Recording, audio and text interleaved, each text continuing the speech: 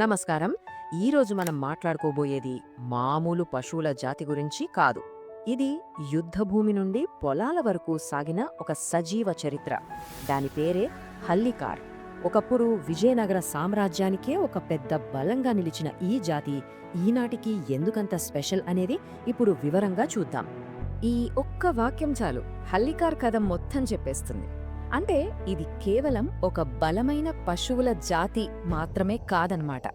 దక్షిణ భారతదేశంలో మనం చూసే ఎన్నో ప్రసిద్ధ జాతులకు ఇదే మూలం. ఈ విశ్లేషణలో ఆ పునాడి ఎంత బలమైనదో, దాని వారసత్వం ఎంత గొప్పదో లోతుగా చూద్దాం. సరే, ఈరోజు మన ప్రయాణం ఈ 5 అంశాల చుట్టూ సాగుతుంది. ముందుగా విజయనగర సామ్రాజ్యంతో దీనికున్న సంబంధం, తర్వాత దాని ప్రత్యేకమైన రూపం, దాని వర్కింగ్ కెపాసిటీ, ఇంకా చివరగా మిగతా జాతులకు ఇది ఎలా పితామహుడిగా నిలిచిందో తెలుసుకుందాం. సో, మొదటి భాగం విజయనగర సామ్రాజ్య వారసత్వం. హల్లికార్ కథ ఎక్కడో పొలాల్లో మొదలవలేదు. దాని మూలాలు ఒకప్పుడు దక్షిణ భారతదేశాన్ని ఏలిన ఒక గొప్ప సామ్రాజ్యం యొక్క రాజదర్బార్లో ఉన్నాయి. దీని ప్రయాణం మొదలైందే విజయనగర సామ్రాజ్యంలో. అప్పట్లో రాజులు దీన్ని కేవలం వ్యవసాయం కోసం కాకుండా తమ సైన్యానికి అవసరమైన వేగం, బలం కోసం ప్రత్యేకంగా అభివృద్ధి చేశారు.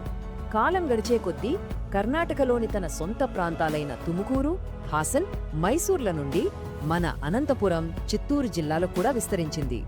ఇక రెండో విభాగానికి వస్తే దాని రూపం గురించే మాట్లాడుకోవాలి. హల్లికార్ను చూస్తేనే తెలిసిపోతుంది దాని పవర్ ఏంటో. దాని శరీరంలోని ప్రతి భాగం పని కోసమే డిజైన్ చేసినట్టు ఉంటుంది. ఆ ప్రత్యేకతలేంటో ఇప్పుడు చూద్దాం. దీని శరీరం చూడటానికి మీడియం సైజులోనే ఉన్నా, శక్తి విశ్వంలో మాత్రం అస్సలు తగ్గదు. చాలా దృఢమైన కండరాలతో కాంపాక్ట్గా ఉండే దీని బాడీ ఏ పని చేయటానికైనా పర్ఫెక్ట్గా సెట్ అవుతుంది. ఇక ముదురు బూడిద రంగు దాని గంభీరతను ఇంకాస్త పెంచుతుంది. ఇప్పుడు చెప్పబోయే పాయింట్ చాలా ముఖ్యం. హల్లికార్ను వేరే జాతుల నుండి వేరు చేసే ఒకే ఒక్క లక్షణం దాని తల. దాని నుదురు కొంచెం ఉబ్బెత్తుగా ఉండి మధ్యలో ఒక స్పష్టమైన గాడి ఉంటుంది. ఈ పాయింట్ గుర్తుపెట్టుకుంటే చాలు, హల్లికార్ను ఎక్కడ చూసినా ఈజీగా గుర్తుపెట్టొచ్చు. ఇది స్టడీ పర్పస్కి చాలా కీలకమైన అంశం. ఇక దాని కొమ్ములు చూడండి. అవి తల నుండి మొదట వెనక్కి వెళ్ళి ఆ తర్వాత పదునుగా ఆకాశం వైపు పైకి తిరుగుతాయి. ఈ షేప్ దానికి అందాన్నివ్వడమే కాదు, ఒక రకమైన రాజసాన్ని, గంభీరమైన రూపాన్నిస్తుంది. సరే, మూడో విభాగానికి వచ్చేద్దాం. అందం, చరిత్ర అంతా బానే ఉంది, కానీ హల్లికార్ అసలు సిసలు గుర్తింపు దాని పనితనంలోనే ఉంది. శక్తికి, వేగానికి ఇదొక సింబల్ లాంటిది. ప్రపంచంలోని బెస్ట్ వర్కింగ్ బ్రీడ్స్లో ఒకటిగా ఎందుకు పేరు తెచ్చుకుందో ఇప్పుడు తెలుసుకుందాం. దీని అస్సలు బలం ఎక్కడుందంటే దాని కాళ్లల్లో. ఇది ఫాస్ట్ ట్రాటింగ్ అనే ఒక రకమైన వేగవంతమైన నడకకు ఫేమస్. దీనివల్ల ఎంత దూరమైనా అస్సలు అలసిపోకుండా ప్రయాణించగలదు. ఇక బలమైన కాళ్ల వల్ల పొలం పనులకైనా, బరువైన బండలను లాగడానికైనా ఇదొక పర్ఫెక్ట్ మెషిన్ లాంటిది. దాని పవర్కి ఒక చిన్న ఉదాహరణ చెప్తాను. ఒక్కసారి ఊహించుకోండి, జస్ట్ ఒక జత అల్లకారి ఎద్దులు ఏకంగా 1 టన్ను బరువున్న బండిని చాలా ఈజీగా లాగేయగలవు. అంటే వాటి సామర్థ్యం ఏ రేంజ్లో ఉందో అర్థం చేసుకోవచ్చు. ఓకే, ఇప్పుడు 4వ విభాగానికి వచ్చాం. ఇక్కడ ఒక ఇంట్రెస్టింగ్ పాయింట్ ఉంది. హల్లికార్ తన శక్తినంతా పని మీదే పెట్టింది. మరి పాల సంగతేంటి? ఇక్కడే మనం దాని స్పెషలైజేషన్ని అర్థం చేసుకోవాలి.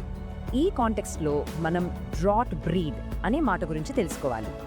సింపుల్గా చెప్పాలంటే పాలు లేదా మాంసం కోసం కాకుండా కేవలం బరువులు లాగడం కోసం, అంటే దాని శక్తి కోసం పెంచే జంతువన్నమాట. ఈ తేడాను గుర్తుంచుకోవడం చాలా ముఖ్యం. సో, ఇంత పవర్ఫుల్ యానిమల్ కదా, మరి పాలెంతెస్తుంది? ఈ ప్రశ్నకు సమాధానం తెలిస్తే దాని ప్రత్యేకత మనకు మరింత క్లియర్గా తెలుస్తుంది. ఈ నంబర్ చూస్తే కొంచెం ఆశ్చర్యంగా ఉండొచ్చు. ఒక పాడి కాలంలో ఇది యావరేజ్గా కేవలం 225 నుంచి 500 కిలోల పాలను మాత్రమే ఇస్తుంది. ఎక్కువ పాలిచ్చే జాతులతో పోలిస్తే ఇది చాలా చాలా తక్కువ. ఈ ఒక్క నంబర్ చాలు హల్లికార్ను వర్కింగ్ యానిమల్గా ఎందుకంటారో చెప్పడానికి. ఈ టేబుల్ చూస్తే మనకు క్లియర్గా అర్థమవుతుంది. పని, వేగం, బలం ఈ విషయాల్లో దీనికి రేటింగ్ ఎక్సలెంట్గా ఉంది. కానీ పాల ఉత్పత్తి దగ్గరకు వచ్చేసరికి చాలా తక్కువ. అందుకే దీన్ని టెక్నికల్గా పూర్ మిల్కర్ అని పిలుస్తారు.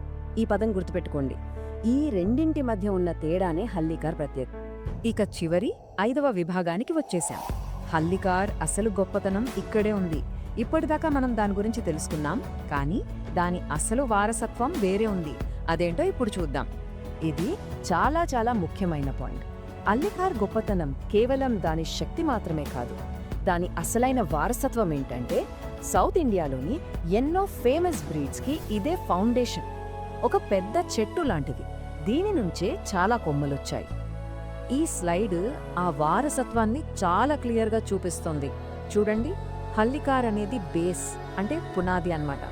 దాన్నుండే కర్ణాటకకు చెందిన ఫేమస్ అమృత్ మహల్, ఇంకా మహారాష్ట్రకు చెందిన ఖిల్లా జాతులు వచ్చాయి. అందుకే హల్లీకార్ను దక్షిణ భారత జాతుల పితామహుడు అని గౌరవిస్తారు. సరే, ఈ మొత్తం విశ్లేషణ నుండి మనం గుర్తుపెట్టుకోవాల్సిన మెయిన్ పాయింట్స్ ఏంటంటే, 1, ఇది విజయనగర సామ్రాజ్య చిహ్నం. 2, మధ్యలో గాడి ఉన్నదాని స్పెషల్ తల. 3, వేగానికి పేరుగాంచిన ఒక ఎలైట్ వర్కింగ్ యానిమల్. 4, ఇది పోర్ మిల్కర్. ఇంకా అన్నిటికన్నా ముఖ్యమైనది 5వది, అమృత్ మహల్, ఖిలా వంటి జాతులకు ఇదే పూర్వీకుడు. ముగించే ముందు ఒక్కసారి ఆలోచించండి. ఒక జాతి కేవలం ఒక్క లక్షణం అంటే బలం మీద దృష్టి పెట్టడం వల్ల దాని మొత్తం వారసత్వం, దాని గుర్తింపు శాశ్వతంగా ఎలా మారిపోయిందో కదా. హల్లీకార్ కథ మనకు ఇదే నేర్పుతోంది. ఆలోచించండి. స్నేహితులారా, ఒక విషయం చెప్పాలి. ఈ వీడియో వెనుక గంటల కొద్ది కష్టం ఉండొచ్చు, కానీ మీ జీవితంలో ఇది చిన్న మార్పు తెచ్చినా నాకు అదే పెద్ద సంతోషం. బిఎస్ఆర్ లెర్నింగ్ హబ్ కేవలం ఒక ఛానల్ కాదు, అది మీ గమ్యాన్ని చేరుకోవడానికి నేను వేసిన చిన్న వంతెన. నా ఈ ప్రయత్నానికి మీ ప్రోత్సాహం కావాలి. దయచేసి సబ్స్క్రైబ్ చేసి మన ఈ జర్నీలో తోడుగా ఉండండి.